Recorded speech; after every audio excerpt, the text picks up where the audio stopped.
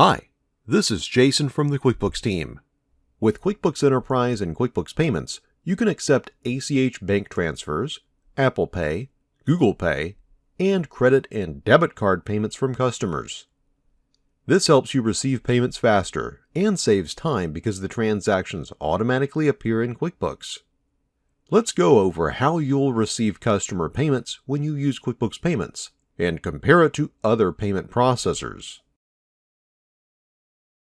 When you use QuickBooks Payments and invoice customers, you'll see that your customers can pay for this invoice online.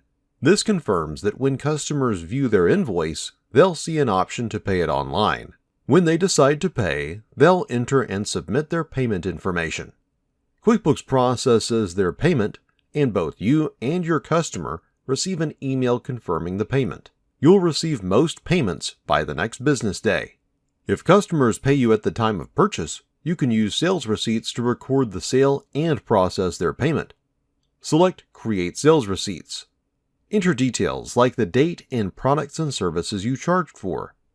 Next, select credit card or e-check as the payment method, and enter the customer's payment details.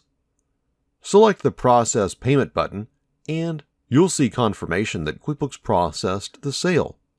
When you use QuickBooks Payments, you can monitor upcoming deposits. Select Merchant Service Deposits to see what QuickBooks will deposit later. QuickBooks deposits these payments for you, so you don't need to do anything else. On the day QuickBooks deposits your payments, you'll see the record in your bank register, and QuickBooks automatically records the processing fee. If you use bank feeds to download transactions from your bank and credit cards, the deposit and fees both appear as recognized transactions, so all you need to do is confirm them. Let's look at the experience with other payment processors. With other payment processors, QuickBooks doesn't automatically include payment links in invoices. And if you collect payment at the time of purchase, you'll need to use some other app to process your payments.